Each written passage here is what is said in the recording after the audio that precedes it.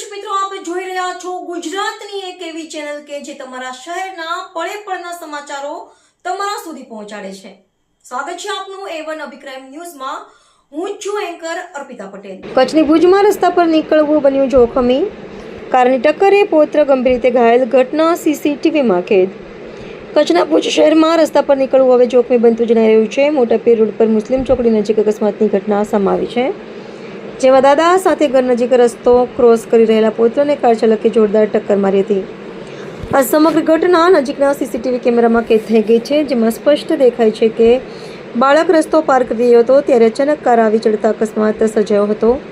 ટક્કર એટલી જોરદાર હતી કે પૌત્ર ગંભીર રીતે ઘાયલ થયો હતો. ઘટના બાદ આસપાસના લોકોએ તાત્કાલિક મદદ કરી અને ઘાયલ બાળકને સારવાર માટે હોસ્પિટલમાં ખસેડવામાં આવ્યો હતો.